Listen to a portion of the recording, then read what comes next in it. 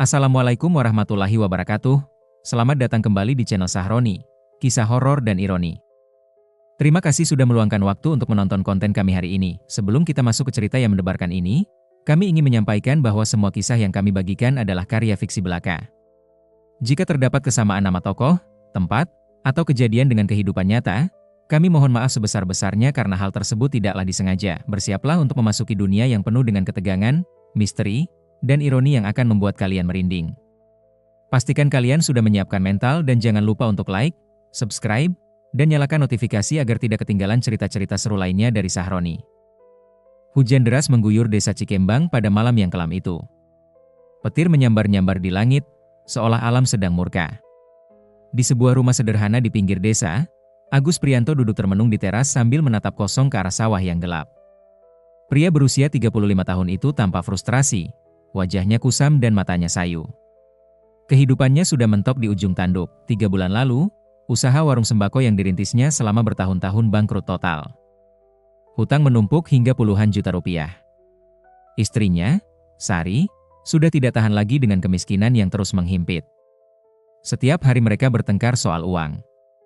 Anak sematawayangnya, Rika yang berusia 8 tahun, sering menangis karena tidak bisa jajan seperti teman-temannya. "Mas, gimana ini? Besok Pak RT mau nagih uang arisan lagi." "Uangnya mana?" tanya Sari dengan nada putus asa sambil menggendong Rika yang sedang tidur. Agus menghela napas panjang. "Sabar dulu, Ri. Aku lagi cari jalan keluar." "Cari jalan keluar gimana? Udah 3 bulan kamu bilang gitu terus." Sari mulai meninggikan suara. "Aku capek, Mas. Capek hidup susah terus."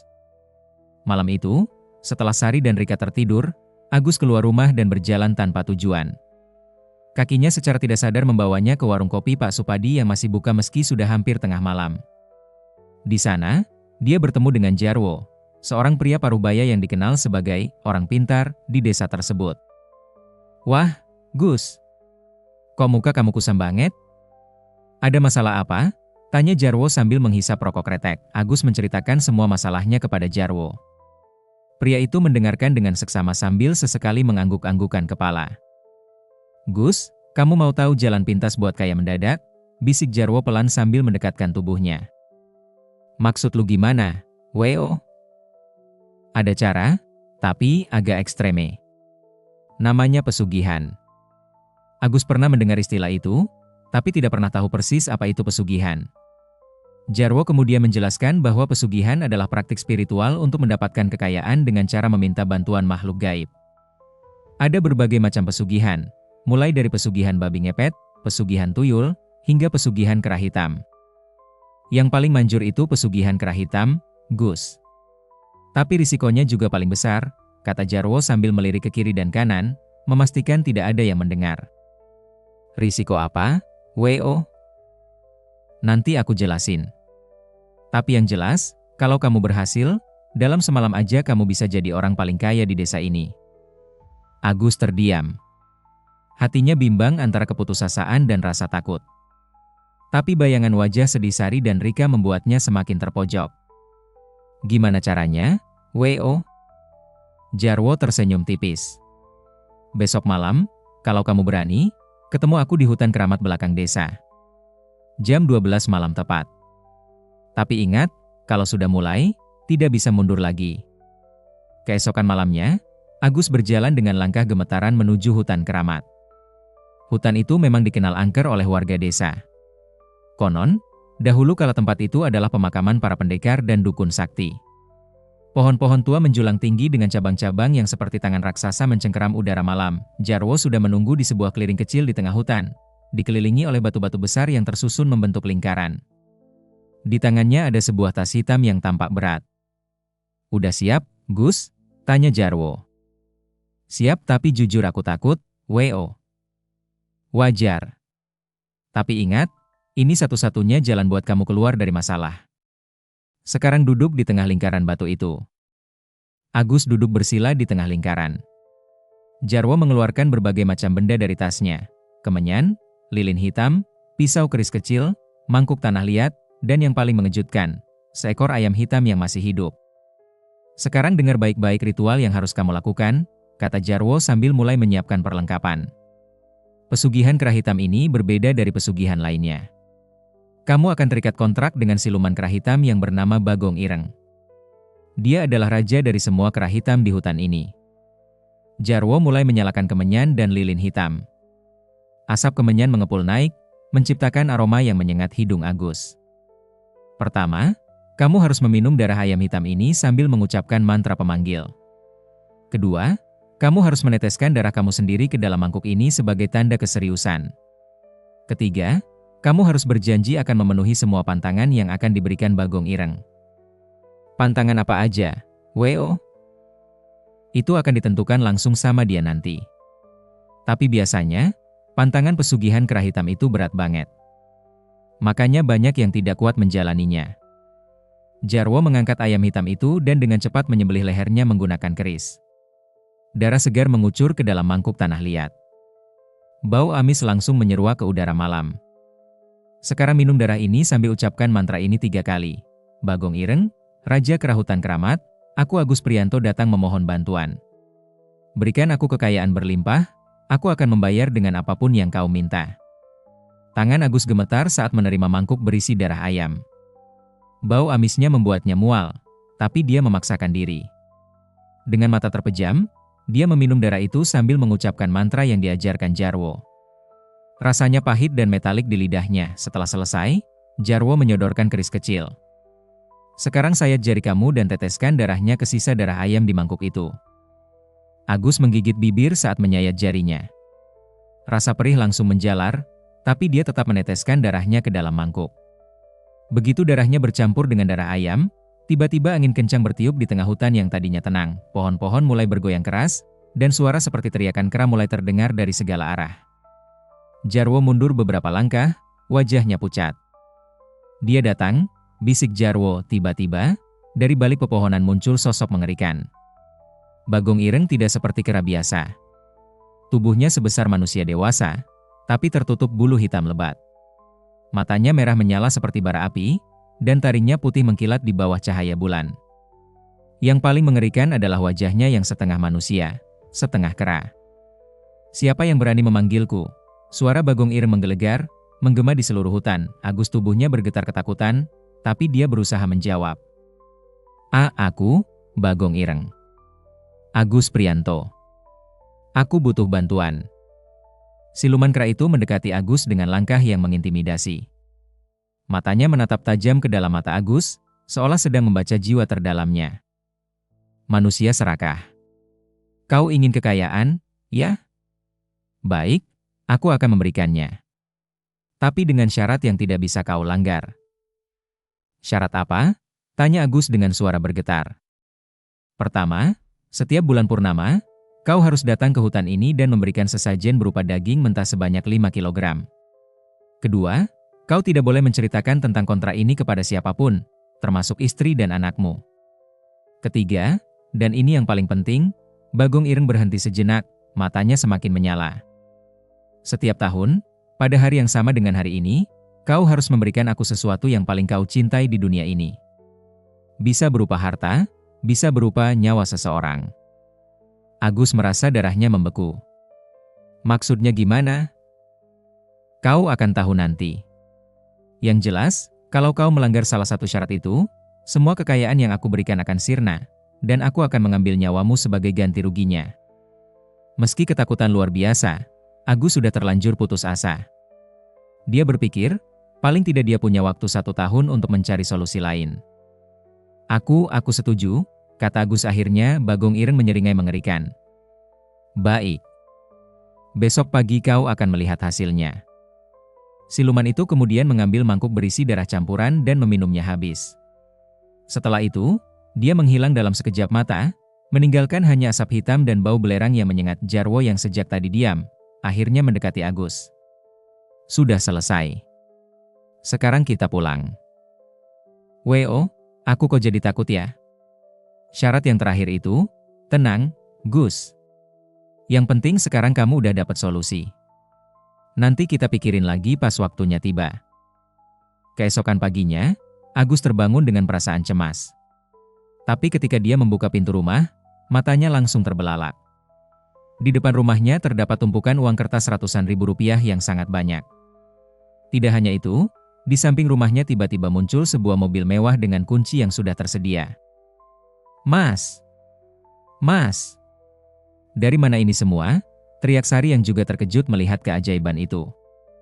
Itu, rezeki dari Tuhan, RI, kata Agus gugup. Mereka menghitung uang itu dan ternyata jumlahnya mencapai 500 juta rupiah.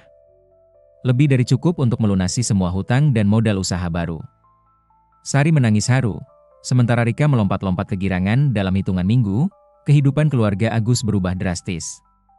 Dia membuka usaha baru yang langsung laris manis. Setiap hari omzet tokonya selalu melampaui target. Bahkan tanpa usaha keras, pembeli selalu berdatangan dengan sendirinya. Rumah sederhana mereka direnovasi menjadi rumah megah. Sari bisa berbelanja sesuka hati, dan Rika bisa bersekolah di sekolah swasta terbaik. Agus menjadi orang terpandang di desa, sering dimintai saran soal bisnis oleh tetangga-tetangganya, namun, setiap malam Agus selalu gelisah. Dia terus memikirkan syarat yang diberikan Bagong Ireng, terutama syarat ketiga tentang memberikan sesuatu yang paling dicintainya. Apa yang dimaksud dengan itu? Setiap bulan purnama, dia selalu pergi ke hutan keramat membawa 5 kilogram daging mentah. Bagong Ireng selalu muncul, mengambil sesajen itu, dan mengingatkan Agus tentang kontraknya. "Jangan lupa, manusia. Masih ada 8 bulan lagi," kata Bagong Ireng pada pertemuan bulan ketiga. Bagong Ireng, boleh aku tanya sesuatu?" "Apa?" "Syarat terakhir itu, maksudnya apa sih? Yang paling aku cinta itu apa?" Bagong Ireng tertawa mengerikan. "Kau akan tahu sendiri nanti. Yang jelas, bersiaplah untuk melepaskan hal yang paling berharga bagimu." Bulan-bulan berlalu, dan bisnis Agus semakin maju pesat. Dia bahkan membuka cabang di kota sebelah. Tapi semakin dekat dengan tanggal jatuh tempo, semakin cemas dia. Dia mulai sering bermimpi buruk, melihat Bagong Ireng yang menuntut istri atau anaknya sebagai bayaran. Suatu hari, dia memberanikan diri bertanya kepada Jarwo. "Wo, kamu pernah dengar ada orang lain yang melakukan pesugihan kera hitam?" "Pernah, kenapa? Terus gimana nasibnya?" Jarwo terdiam lama. "Ada yang berhasil menjalankan kontraknya selama bertahun-tahun. Tapi ada juga yang kamu tahulah." "Maksud lu?" "Bagong Ireng itu tidak main-main, Gus. Dia pernah mengambil anak seorang pria karena yang paling dicintai pria itu adalah anaknya. Ada juga yang diminta menyerahkan istrinya. Yang paling parah, ada yang diminta menyerahkan nyawanya sendiri karena dia narcis dan paling mencintai dirinya sendiri." Agus merasa dunia berputar. Jadi benar dugaannya. Bagong Ireng bisa meminta Sari atau Rika sebagai bayaran. Tapi Wo, ada gak cara buat membatalkan kontrak? "Setahu aku sih gak ada." "Kecuali?" Jarwo terdiam. "Kecuali apa?" "Kecuali kamu bisa menipu Bagong Ireng dengan cara memberikan sesuatu yang menurutmu paling berharga, tapi sebenarnya bukan." "Gimana caranya?" "Itu yang susah. Bagong Ireng bisa membaca hati manusia. Dia tahu persis apa yang paling kita cintai." Malam terakhir sebelum jatuh tempo akhirnya tiba. Agus tidak bisa tidur sama sekali. Dia menatap wajah Sari dan Rika yang tidur dengan tenang, tidak tahu bahwa mungkin ini adalah malam terakhir mereka bersama. Agus sudah mempersiapkan segala kemungkinan. Dia menulis surat wasiat, mengatur pembagian harta warisan, dan yang paling penting, dia sudah merencanakan sebuah trik untuk menipu Bagong Ireng. Pukul 11.30 malam, dia bersiap pergi ke hutan keramat. Tapi sebelum itu, dia melakukan sesuatu yang aneh. Dia mengambil foto keluarga mereka yang paling dia sayangi, lalu merobek-robeknya dan membakarnya. "Maafkan aku, Sari. Maafkan aku, Rika," bisiknya sambil meneteskan air mata. Di hutan keramat, Bagong Ireng sudah menunggu dengan senyum mengerikan. "Akhirnya kau datang. Sudah 1 tahun penuh kau menikmati kekayaanku. Sekarang saatnya membayar." "Aku sudah siap," kata Agus dengan suara bergetar. "Baik. Sekarang katakan, apa yang paling kau cintai di dunia ini?" Agus menarik napas dalam-dalam. Ini dia momen yang menentukan. Dia harus meyakinkan dirinya sendiri bahwa yang akan dia sebutkan adalah hal yang paling dicintainya. "Uang," kata Agus. Bagong Ireng tersentak. Apa? Uang. Yang paling aku cintai di dunia ini adalah uang. Sebelum kaya, aku memang sayang sama istri dan anak. Tapi setelah kaya, aku sadar yang paling penting itu uang. Bagong Ireng menatap tajam mata Agus, seolah mencari kebohongan. Tapi Agus sudah mempersiapkan mental ini berbulan-bulan. Dia benar-benar meyakinkan dirinya bahwa uang adalah segalanya. Kau yakin? Iya. Makanya aku rela melakukan pesugihan ini kan? Demi uang. Istri bisa cari lagi, anak juga bisa dibuat lagi. Tapi kalau gak punya uang, hidup itu sengsara. Bagong Ireng terdiam lama. Kemudian dia mulai tertawa keras. Hahaha. Manusia memang serakah. Baik, kalau uang yang paling kau cintai, maka semua uang dan kekayaanmu akan aku ambil. Besok kau akan kembali miskin seperti dulu. Itulah bayaranmu. Aku setuju, kata Agus, meskipun dalam hati dia lega karena rencananya berhasil. Tapi ingat, kontrak kita belum selesai. Tahun depan kau harus datang lagi dan memberikan sesuatu yang baru menjadi paling kau cintai. Agus mengangguk. Yang penting sekarang Sari dan Rika aman. Keesokan paginya, seperti yang dikatakan Bagong Ireng, semua kekayaan Agus menghilang. Uang di rekening habis, toko-tokonya tiba-tiba bangkrut, dan mobil mewahnya hilang entah kemana. Mereka kembali hidup susah seperti dulu. Sari tentu saja syok berat. Gimana bisa semua ini terjadi, Mas? Mungkin ini ujian dari Tuhan, RI. Kita harus sabar. Meski sedih kehilangan kekayaan, Agus merasa lega karena keluarganya masih utuh. Dia berpikir, tahun depan dia akan menggunakan trik yang sama. Dia akan meyakinkan diri bahwa yang paling dicintainya adalah hal lain selain Sari dan Rika. 1 tahun kemudian, malam yang ditakutkan itu tiba lagi. Agus sudah menyiapkan rencana baru. Kali ini dia akan mengatakan bahwa yang paling dicintainya adalah kesehatan. Dengan begitu, Bagong Ireng hanya akan mengambil kesehatannya, bukan nyawa keluarganya. Di hutan keramat, Bagong Ireng menyambut dengan sinis. Kembali lagi, manusia serakah. Bagaimana rasanya miskin lagi? Sudahlah, yang penting keluarga aku masih utuh. Oh ya? Benarkah keluargamu masih yang paling kau cintai? Tentu saja. Bagong Ireng tersenyum mengerikan. Kalau begitu, aku akan mengambil mereka. Tunggu. Aku kan belum bilang mereka yang paling aku cintai. Tidak perlu. Aku sudah membaca hatimu sejak tadi. Yang paling kau cintai sekarang adalah keluargamu. Berbeda dengan tahun lalu yang uang. Agus panik. Rencananya gagal total. Tunggu, Bagong Ireng. Aku yang paling aku cintai itu bukan keluarga. Lalu apa? Jangan coba bohong padaku. Agus berpikir keras. Apa yang bisa dia katakan? Tiba-tiba dia teringat sesuatu. Nyawaku sendiri. Yang paling aku cintai adalah nyawaku sendiri. Bagong Ireng terdiam, matanya menyala marah. Kau pikir aku bodoh? Kalau nyawamu sendiri yang paling kau cintai, tidak mungkin kau akan datang ke sini dan mengambil risiko bertemu denganku. Tapi, cukup. Aku muak dengan kebohonganmu. Karena kau sudah 2 kali mencoba menipuku, hukumannya akan berlipat ganda. Tiba-tiba, dari balik pepohonan muncul suara teriakan yang familiar. Tolong, lepaskan kami. Agus menoleh dan hampir pingsan melihat pemandangan di depannya. Sari dan Rika diikat oleh puluhan kera hitam, anak buah Bagong Ireng. Mama! Papa!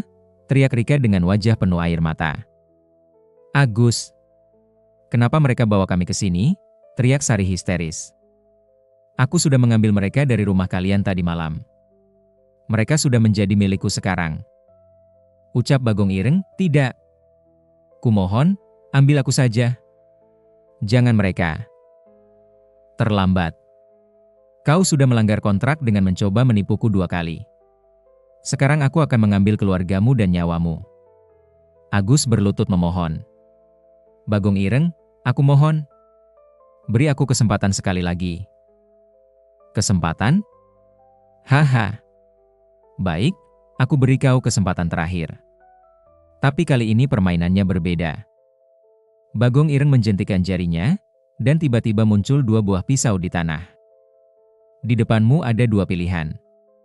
Bunuh istrimu, maka anakmu akan aku bebaskan dan kau boleh hidup. Bunuh anakmu, maka istrimu akan aku bebaskan dan kau boleh hidup. Tapi kalau kau menolak membunuh salah satu dari mereka, aku akan membunuh keduanya di hadapanmu, lalu mengambil nyawamu. Tidak. Aku tidak akan membunuh siapapun. Pilih, atau kalian bertiga mati. Sari yang mendengar itu langsung berteriak, Agus, bunuh aku saja. Selamatkan Rika. Tidak, Mama. Papa, selamatkan Mama saja, teriak Rika kecil dengan polos, air mata Agus mengalir deras. Dia tidak bisa memilih siapa yang harus dikorbankan. Kedua orang itu sama berharganya bagi dia. Aku tidak bisa memilih. Baik kalau begitu, kalian bertiga akan mati. Bagong Ireng mengangkat cakarnya yang tajam, siap mencabik-cabik mereka bertiga. Tapi tiba-tiba Agus berteriak. Tunggu. Aku punya usulan lain. Apa? Aku akan memberikan yang benar-benar paling aku cintai. Bukan istri, bukan anak, bukan uang, bukan nyawa. Tapi sesuatu yang lebih berharga dari semua itu. Bagong Ireng terdiam, penasaran. Apa itu? Agus mengambil napas dalam-dalam. Kenangan indah bersama keluargaku. Kenangan? Ya. Semua kenangan bahagia yang pernah aku alami bersama Sari dan Rika. Kalau kau ambil itu, aku akan melupakan semua momen indah bersama mereka. Aku akan hidup tanpa pernah merasakan kebahagiaan lagi, meski mereka masih hidup bersamaku. Bagong Ireng merenung. Ternyata usulan ini menarik baginya. Kenangan itu memang sesuatu yang sangat berharga bagi manusia. Baik, aku terima usulan itu. Tapi dengan syarat, kalau kau berbohong lagi, aku akan langsung membunuh kalian bertiga. Aku tidak berbohong. Kenangan indah itu memang yang paling aku cintai. Bagong Ireng mendekat dan meletakkan tangannya di kepala Agus. Tiba-tiba Agus merasakan sensasi aneh di otaknya, seolah ada sesuatu yang tersedot keluar. Selesai. Sekarang kau tidak akan pernah mengingat momen bahagia apapun bersama keluargamu. Benar saja. Agus tiba-tiba merasa kosong. Dia melihat Sari dan Rika, tapi tidak merasakan kasih sayang apapun. Bahkan dia tidak ingat kenapa dia begitu panik tadi. Mereka hanya terlihat seperti 2 orang asing baginya. Sekarang pergi dari hutan ini dan jangan pernah kembali lagi. Kontrak kita sudah selesai. Agus berjalan pergi dari hutan dengan ekspresi datar, diikuti oleh Sari dan Rika yang bingung dengan perubahan sikap suaminya yang tiba-tiba menjadi dingin. Hari-hari selanjutnya, kehidupan keluarga Agus menjadi sangat berbeda. Agus memang tidak melakukan kekerasan atau menyakiti keluarganya, tapi dia menjadi sosok yang sangat dingin dan acuh tak acuh. Dia tidak pernah lagi menunjukkan kasih sayang kepada Sari dan Rika. Mas, kenapa kamu jadi aneh gini? Tanya Sari suatu hari. Aneh gimana? Aku biasa aja. Kamu jadi dingin banget. Gak pernah lagi peluk aku atau Rika. Gak pernah ngomong yang manis-manis.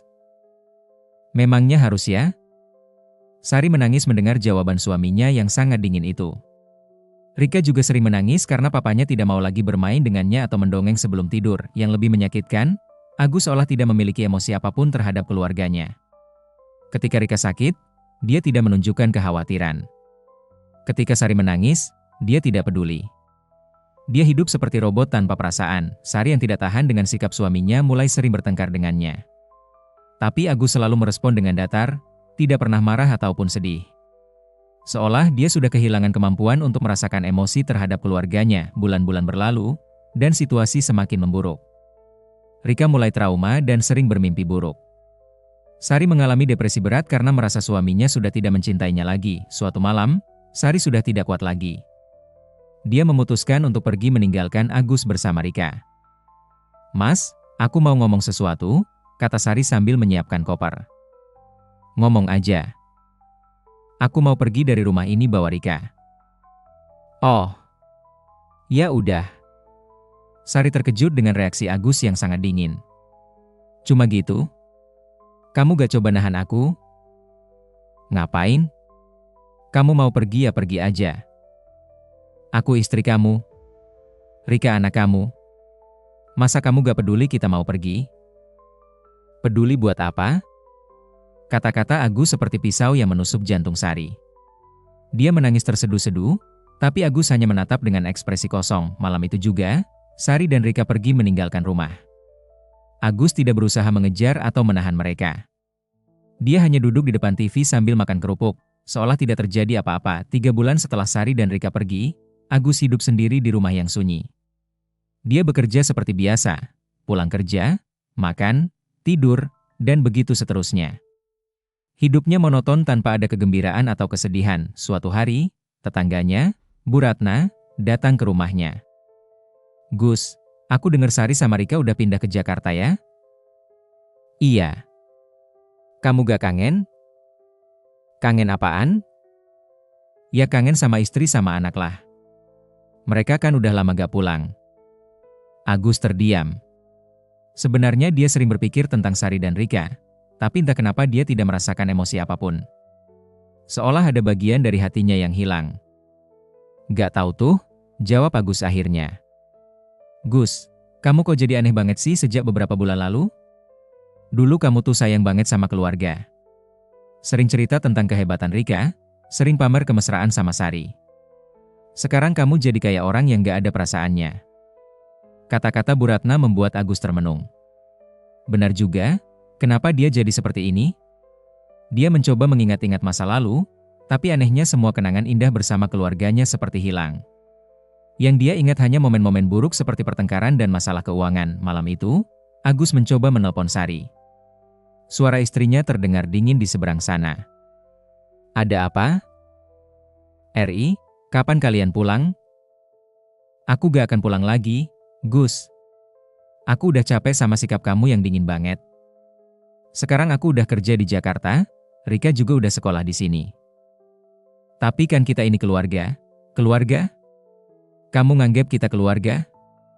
Waktu aku mau pergi aja kamu cuek banget. Sekarang tiba-tiba ingat keluarga? Aku gak tahu kenapa aku jadi gini. Rasanya ada yang hilang dari diri aku. Yang hilang itu perasaan kamu, Gus. Kamu udah gak sayang lagi sama aku dan Rika." "Bukan gitu, udahlah, Gus. Aku udah mutusin mau cerai aja. Besok aku kirim surat cerainya." Telepon ditutup sepihak oleh Sari. Agus menatap handphonenya dengan perasaan kosong. Anehnya, meski dia baru saja akan dicerai, dia tidak merasakan kesedihan atau penyesalan yang mendalam. Seminggu kemudian, surat cerai dari Sari datang. Agus menandatanganinya tanpa banyak pikir. Secara resmi, pernikahannya dengan Sari sudah berakhir. Kehidupan Agus semakin sunyi. Dia bekerja seperti robot, tanpa ada passion atau tujuan hidup yang jelas. Tetangga-tetangganya mulai menjauh karena merasa Agus sudah berubah menjadi orang yang aneh dan dingin. Suatu malam, Agus bermimpi aneh. Dia bermimpi bertemu dengan seorang lelaki tua berjanggut putih yang berkata kepadanya, "Wahai manusia yang malang, kau telah kehilangan harta yang paling berharga." "Harta apa?" tanya Agus dalam mimpi. "Kemampuan untuk mencintai dan merasa bahagia. Kau telah menjual kenangan indahmu kepada iblis, dan sekarang kau hidup tanpa bisa merasakan kebahagiaan sejati. Bagaimana cara mendapatkannya kembali?" "Tidak ada cara. Yang sudah dijual kepada iblis tidak bisa kembali lagi. Kau akan hidup selamanya dalam kekosongan emosi." Agus terbangun dengan keringat dingin. Dia mulai menyadari apa yang sebenarnya terjadi padanya. Dia teringat malam mengerikan di hutan keramat, tentang Bagong Ireng, dan tentang kesepakatan terakhir yang dibuatnya. Dia sudah menjual kenangan indah bersama keluarganya, dan sekarang dia tidak bisa lagi merasakan kasih sayang atau kebahagiaan bersama siapapun. Dia terjebak dalam kehidupan yang hampa untuk selamanya. Yang lebih ironis lagi, dia menyadari bahwa sebenarnya kekayaan yang dia dapatkan dari pesugihan dulu sudah cukup untuk melunasi semua hutang dan memulai hidup baru. Kalau saja dia bersabar dan tidak serakah, dia masih bisa hidup bahagia bersama keluarganya meski tidak sekaya sekarang. Tapi sekarang sudah terlambat. Sari sudah pergi dan tidak akan pernah kembali. Rika akan tumbuh besar tanpa kasih sayang ayahnya. Dan dia akan menghabiskan sisa hidupnya dalam kesendirian dan kekosongan emosi. Bertahun-tahun berlalu. Agus masih hidup sendiri di rumah yang sama. Pekerjaannya stabil, kebutuhan hidupnya tercukupi, Tapi dia tidak pernah merasakan kebahagiaan sejati lagi. Kadang-kadang dia menerima kabar tentang Sari dan Rika dari tetangga. Sari sudah menikah lagi dengan pria baik-baik di Jakarta. Rika tumbuh menjadi anak yang cerdas dan ceria. Mereka hidup bahagia tanpa Agus. Mendengar kabar itu, Agus seharusnya sedih atau menyesal. Tapi dia tidak merasakan apa-apa. Hatinya sudah mati rasa. Suatu hari, Rika yang sudah berusia 18 tahun datang mengunjunginya. Gadis itu sudah tumbuh menjadi perempuan cantik dan dewasa. "Papa," sapa Rika canggung. "Oh, kamu. Ada apa?" "Aku mau pamit sama papa. Aku mau kuliah di luar negeri." "Oh, ya udah." Rika terdiam. Dia berharap ayahnya akan menunjukkan kebanggaan atau setidaknya memberikan nasihat. Tapi Agus hanya merespon dengan dingin seperti biasa. "Papa, aku masih ingat waktu aku kecil dulu. Papa sering dongeng buat aku. Papa sering bilang kalau aku anak yang paling hebat di dunia. Kenapa sekarang papa jadi beda banget?" Agus menatap anaknya. Dia tahu bahwa dia seharusnya merasa bangga dan terharu. Tapi dia tidak bisa merasakan emosi apapun. "Aku gak ingat pernah ngomong gitu." Air mata Rika mulai menggenang. "Papa bener-bener udah gak sayang sama aku ya?" "Sayang gimana?" "Udahlah, Papa. Aku pergi ya. Mungkin ini terakhir kali kita ketemu." Rika pergi dengan hati hancur. Dia berharap ayahnya akan mengejarnya, tapi Agus hanya duduk di tempatnya sambil menonton TV. Malam itu, Agus termenung sendiri. Dia sadar bahwa dia baru saja kehilangan kesempatan terakhir untuk memperbaiki hubungan dengan anaknya. Tapi hatinya tidak merasakan penyesalan apapun. Dia ingat kata-kata lelaki tua dalam mimpinya dulu. "Kau akan hidup selamanya dalam kekosongan emosi." Dan benar saja, itulah nasib yang harus dia tanggung selama sisa hidupnya. Agus, yang kini berusia 48 tahun, duduk sendirian di beranda rumahnya. Rambutnya sudah mulai memutih, dan wajahnya tampak lelah. Dia mendengar suara keramaian dari rumah sebelah. Tetangganya sedang merayakan ulang tahun anak mereka. Suara tawa anak-anak dan orang tua yang bahagia membuat Agus teringat sesuatu, tapi dia tidak bisa mengingat dengan jelas apa itu. Ada sensasi aneh di dadanya, seolah ada yang hilang, tapi dia tidak tahu apa. Tiba-tiba, handphonenya berdering. Nomor yang tidak dikenal. "Halo? Papa? Ini Rika." Suara itu terdengar familiar, tapi Agus tidak merasakan emosi khusus mendengarnya. "Oh, ada apa?" "Papa, aku mau ngasih tahu. Aku udah menikah bulan lalu. Sama orang baik. Dan aku lagi hamil." Suara Rika terdengar bahagia, tapi juga sedih. Dia berharap ayahnya akan menunjukkan kebahagiaan mendengar kabar bahwa dia akan menjadi kakek. "Oh, selamat. Papa gak mau ketemu cucu papa nanti." "Terserah kamu aja." Hening sejenak. Rika menahan tangis. "Papa, aku cuma mau bilang, meski papa udah gak sayang sama aku masih sayang sama papa. Aku masih ingat papa yang dulu. Papa yang baik, yang selalu melindungi aku dan mama. Aku gak ingat pernah kayak gitu. Itu karena papa udah lupa cara buat sayang sama orang lain. Tapi aku gak akan lupa sama papa yang dulu." Setelah menutup telepon, Agus duduk termenung. Ada sesuatu dalam kata-kata Rika yang membuatnya merasa aneh. Seolah ada kenangan yang ingin keluar, tapi tidak bisa. Dia mencoba mengingat-ingat masa lalu. Dia ingat pernah punya istri dan anak. Dia ingat pernah susah dan kemudian kaya. Tapi semua kenangan indah tentang kebersamaan keluarga seperti terhapus dari memorinya. Yang paling ironis, dia baru menyadari sekarang bahwa dia tidak pernah benar-benar bahagia sejak kaya. Kekayaan memang memberikan kenyamanan materi, tapi dia kehilangan hal yang jauh lebih berharga. Kemampuan untuk mencintai dan dicintai. Seandainya dulu dia tidak serakah. Seandainya dia bersabar dengan kemiskinan. Seandainya dia tidak tergoda dengan jalan pintas pesugihan. Mungkin sekarang dia sedang bermain dengan cucu-cucunya sambil tertawa bahagia bersama Sari dan Rika, tapi semua itu hanya seandainya. Kenyataannya, dia harus menghabiskan sisa hidupnya dalam kesendirian dan kekosongan emosi yang abadi. Matahari mulai terbenam, dan Agus masuk ke dalam rumah yang sunyi. Dia menyalakan TV dan makan malam sendirian seperti biasa. Di layar TV, kebetulan sedang tayang film tentang keluarga bahagia. Agus menatap layar itu tanpa ekspresi. Dia melihat seorang ayah yang memeluk anaknya dengan penuh kasih sayang. Dia tahu bahwa seharusnya dia merasa iri atau sedih melihat itu. Tapi dia tidak merasakan apa-apa, hatinya sudah mati rasa selamanya, dan itulah ironi terbesar dalam hidupnya. Dia mendapatkan semua yang dia inginkan, kekayaan, tapi kehilangan semua yang benar-benar berharga, cinta keluarga dan kemampuan untuk merasa bahagia. Bagong Ireng memang tidak pernah berbohong. Dia memberikan kekayaan seperti yang dijanjikan. Tapi dia juga mengambil sesuatu yang jauh lebih berharga, jiwa kemanusiaan Agus. Dan sekarang, Agus harus hidup selamanya dengan konsekuensi pilihan serakahnya itu. Demikianlah kisah Agus Prianto, seorang pria yang mengorbankan kebahagiaan sejati demi kekayaan sesaat. Pesugihan memang memberikan yang dijanjikan, tapi dengan harga yang jauh lebih mahal daripada yang dibayangkan. Cerita ini mengajarkan kita bahwa jalan pintas menuju kekayaan selalu memiliki konsekuensi yang tidak terduga. Kadang-kadang, hal yang paling berharga dalam hidup bukanlah uang atau materi, melainkan kemampuan untuk mencintai dan merasa bahagia bersama orang-orang terkasih. Dan yang paling ironis adalah ketika seseorang baru menyadari nilai sejati dari apa yang dimilikinya setelah kehilangannya untuk selamanya. Terima kasih yang sebesar-besarnya sudah setia mendengarkan kisah sampai selesai. Kehadiran kalian adalah motivasi terbesar bagi kami untuk terus menghadirkan cerita-cerita horor yang tidak hanya menegangkan, tapi juga penuh dengan ironi kehidupan yang menggugah pikiran.